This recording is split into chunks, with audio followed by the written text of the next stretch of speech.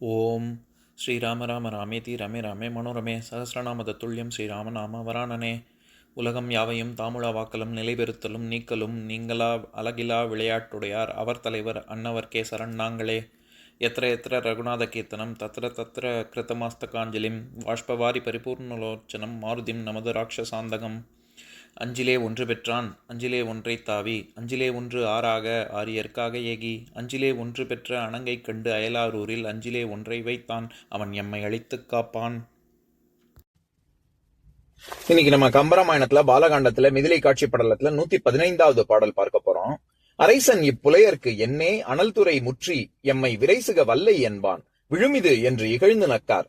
புரைசைமா களிற்று வேந்தை போகனி துறக்கம் யானே உரை செய்தேன் தவத்தின் என்ன ஓங்கினன் விமானத்து உம்பர். இதுதான் பாட்டு. இப்ப நம்ம பதம் பிரிச்சு பொருள் பார்க்கலாம். அரைசன் இப்புலையர்க்கு அழைக்கப்பட்ட தேவர்கள் விஸ்வாமித்திரன் இந்த புலையனுக்காக அனல் துறை முற்றி யாக காரியத்தை நிறைவேற்றத் தொடங்கி எம்மை வல்லை விரைசுக என்பான் எங்களை விரைவில் வருவீராக என்று அழைக்கின்றான். என்னே விழுமிது மிக நன்று இச்செயல் என்று இகழ்ந்து என்று நிந்தித்து நக்கார் ஏளனம் செய்து சிரித்தார்கள். புரைசை மாக்களிறு ஆயினும் கோசிகன் விடாமல் கழுத்திலே கயிறு கொண்ட யானைப்படையை உடைய வேந்தை அந்த திரிசங்குவை நோக்கி, நீ துறக்கம் போக, நீ ஸ்வர்க்கம் சென்று சேர்ந்திடுக, யானே தவத்தின் உரை செய்தேன், நானே எனது தவத்தால் கட்டளையிட்டு கூறுகிறேன் என்ன என்று சொல்ல, அவ்வாறே திரிசங்கு விமானத்து உம்பர் ஓங்கினன் கிடைத்த ஒரு விமானத்தின் மேல் ஏறி உயரச் சென்றான். இப்ப நம்ம இந்த பாட்டுல இருக்கக்கூடிய நயங்களை பார்க்கலாம். அதாவது சென்ற பாடல்ல இது நிராசனர் வருக என்றான் அப்படின்னு விஸ்வாமித்திரர் சொன்னாருன்னு பார்த்தோம்ல. தேவர்களே நீங்கள் ஆகுதியை பெற்றுக்கொள்வீராக அப்படின்னு. அப்படி சொன்ன உடனே தேவர்கள் யாரும் வரவே இல்லை. அவங்க நல்லா இருக்கு நீ பண்றது, இவர் பண்றது கொஞ்சம் கூட சரியில்லை, ஒரு கீழானவனுக்காக ஒரு யாகத்தை வளர்த்து இப்படி நமக்கு நம்மளை அழைக்கிறார்களே அப்படின்னு சொல்லி என்று இகழ்ந்து நக்கார். நம்ம நக்கார் அப்படிங்கறதே இது நகுதல், நக்கல் பண்றாங்க அப்படிங்கிற பொருள், ஏளனம் செய்கிறார்கள் அப்படிங்கிற பொருள் வருதுன்னு நம்ம முன்னாடியே பார்த்தோம்ல. இது என்னே விழுமிது அப்படின்னா நல்லா இருக்கு இவர் பண்றது அப்படின்னு. இப்ப நம்ம யாராவது ஒருத்தவங்க நல்லா இருக்கு நீ பண்றது அப்படின்னு சொன்னா நிஜமாவே நல்லா இருக்குன்னு அர்த்தம் இல்ல, மோசமா இருக்கு நீ உனக்கு உன்னுடைய தகுதிக்கு இது உகந்ததே இல்ல அப்படின்னு பொருள். அது நேர் எதிர்பொருள் கொடுக்குது இல்ல. இந்த மாதிரி வரக்கூடிய ஒரு யுக்தி இலக்கணை அப்படின்னு சொல்லுவாங்க தமிழ்ல. நம்ம ஏற்கனவே பார்த்திருக்கோம் கம்பராமாயணத்திலேயே. எந்த பாடலுக்குன்னு எனக்கு ஞாபகம் இல்ல. சமஸ்கிருதத்துல லக்ஷணா அப்படின்னு சொல்லுவாங்க, தமிழ்ல இலக்கணை அப்படின்னு சொல்லுவாங்க. அந்த இலக்கணையிலேயே 3 வகை இருக்கு. விட்ட விலக்கணை, விடாத விலக்கணை, விட்டும் விடாத விலக்கணை அப்படின்னு. இந்த மாதிரியான யுக்திகள்லாம் பொதுவாக வேத மகாமந்திரங்கள், அதாவது தத்துவமசி அப்படின்னு சொல்லக்கூடியது, இந்த மாதிரியான இதை விளக்கறதுக்கு, இது நம்மளுடைய பரமாத்மா ஜீவாத்மா இதெல்லாம் விளக்கறதுக்கு பயன்படுத்தக்கூடிய யுக்திகள். இதுல பொதுவாக நம்ம சொல்ல மாட்டோம். இப்ப இங்கிலீஷ்ல யூஃபிமிசம் அப்படின்னு சொல்லுவாங்க.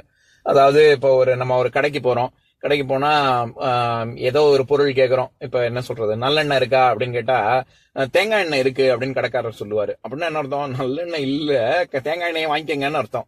அப்படின்னா நம்ம அப்ப புரிஞ்சுக்கிறோம்ல, நம்ம இந்த மாதிரி யூஃபெமிஸ்டிக், அதைத்தான் இந்த இலக்கணை அப்படின்னு சொல்றோம். இந்த இடத்துல அந்த மாதிரி என்னே விழுமிது அப்படின்னா தேவர்கள்லாம் நிஜமாவே புகழ்றாங்கன்னு அர்த்தம் இல்ல, நல்லா இருக்கு இவர் பண்ற காரியம் அப்படின்னு இகழ்றாங்கன்னு தான் அர்த்தம். அதுக்காக சொல்ல வரேன். அதே மாதிரி அரைசன் இப்புலையருக்கு அப்படின்னு தான் தேவர்களும் நினைக்கிறாங்க. நான் ஏற்கனவே சொன்னேன், இன்னும் விஸ்வாமித்திரன்னா யாருமே ரிஷின்னே ஏத்துக்கல, அரசன் அப்படின்னு தான் நினைக்கிறாங்க. அரசன் அப்படிங்கிறது நீட்டல் விகாரம் பெற்று அரைசன் அப்படின்னு ஆயிருக்கு. அது அரசனை தான் குறிக்கும். விரைசுக வல்லை என்பான் அப்படின்னா சீக்கிரம் வாங்க ஆகுதியை பெற்றுக்கொள்ளுங்கள் அப்படின்னு நம்ம எல்லாரையும் அழைக்கிறாரே அப்படின்னு சொல்லி அவங்க யோசிக்கிறாங்க, ஏளனமாக நினைக்கிறார்கள். இப்படிலாம் அவர் கூப்பிட்டு யாருமே வரல அப்படின்னோடனே விஸ்வாமித்திரர் கோபம் கொண்டு, அவங்க என்ன வர்றது ஆகுதி வாங்கறது, நானே உன்னை இப்பவே நான் என்னுடைய யோக, அதாவது என்னுடைய தவ வலிமையினால நான் உன்னைய மேலோகத்துக்கு அனுப்புறேன் அப்படின்னு சொல்லி, போக நீ துறக்கம் யானே உரை செய்தேன் தவத்தின் என்ன அப்படின்னு. தவத்தின் அதாவது இந்த தவ வலிமையினால, நான் ஏற்கனவே சொல்லியிருக்கேன்ல, சொல்லுதல் அப்படிங்கிற சொல்லுக்கு 50க்கும் மேற்பட்ட சொற்கள் இருக்குன்னு. அதுல ஒண்ணுதான் உரைத்தல். அது உரை எழுதுறது அப்படின்னா காமெண்ட்ரி. நம்ம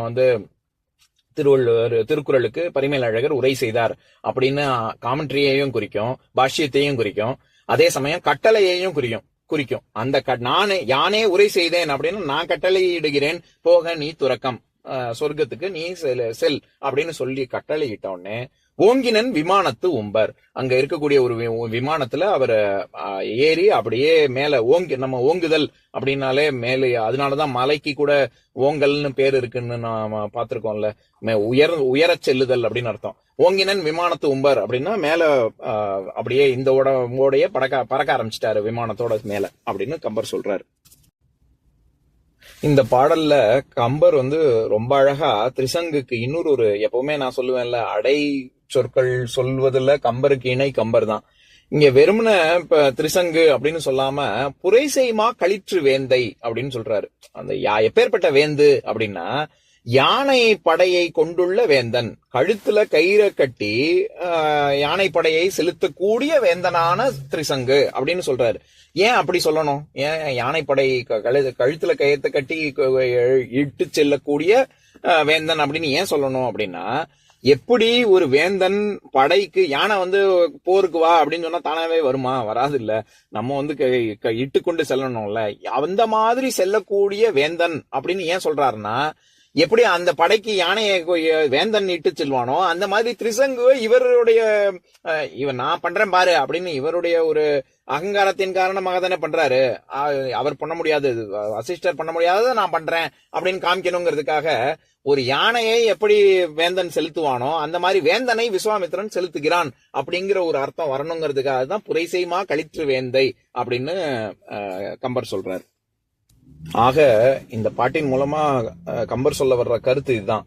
கௌசிகன் வெகு நேரமாக மந்திரங்களை சொல்லி அழைத்தும் ஆவிர்பாவத்தை வாங்கறதுக்கு தேவர்கள் யாருமே வராததுனால பெரும் சினம் கொண்டான். ஹோமம் இருக்கிறபடி இருக்கட்டும் அப்படின்னு சொல்லி, அதாவது தன்னுடைய தவ வலிமையினாலேயே நான் அனுப்புகிறேன் அப்படின்னு சொல்லி இவர் மேலே இவனை அனுப்பினார் அப்படின்னு சொல்ல வர்றார். இனி வரும் பாடல்கள், அடுத்த பாடல்கள் எல்லாம் நம்ம தேவர்கள் மீண்டும் திரிசங்கு கீழே தள்ளுவாங்க. அதைத்தான் பார்க்க போறோம்.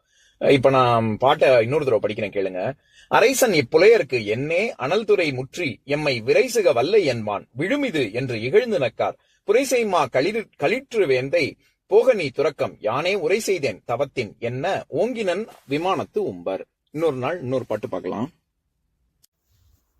ஓம் சாந்தாகாரம் புஜகசயனம் பத்மநாபம் சுரேஷம் விஸ்வாதாரம் ககனசத்ரசம் மேகவர்ணம் சுபாங்கம் லக்ஷ்மீகாந்தம் கமலநயனம் யோகி ஹிருத்யானகம்யம் வந்தே விஷ்ணும் பவபயஹரம் சர்வலோகைகநாதம். உம்பரோடு இம்பர்காரும் உலகம் ஓர் ஏழும் ஏழும் எம்பெருமான் என்று ஏத்தி இறைஞ்சி நின்று ஏவல் செய்ய தம்பியரோனும் தானும் தருமமும் தரணி காத்தான் அம்பரத்து அனந்தர் நீங்கி அயோத்தியில் வந்த வள்ளல். ஓம் பூர்ணமதః பூர்ணமிதம் பூர்ணாத் பூர்ணமுதஸ்யதே பூர்ணஸ்ய பூர்ணமாதாய பூர்ணமேவாவசிஷ்யதே. ஓம் சாந்தி சாந்தி சாந்திः. ஓம் சர்வேஷாம் ஸ்வஸ்திர்பவது சர்வேஷாம் சாந்திர்பவது சர்வேஷாம் பூர்ணம் பவது சர்வேஷாம் மங்களம் பவது. ஓம் சாந்தி சாந்தி சாந்திः. ஓம் சர்வே பவந்து சுகினः சர்வே சந்து நிராமயாः சர்வே பத்ராணி பஷ்யந்து மா கஷ்சித் துக்கபாக் பவேத்.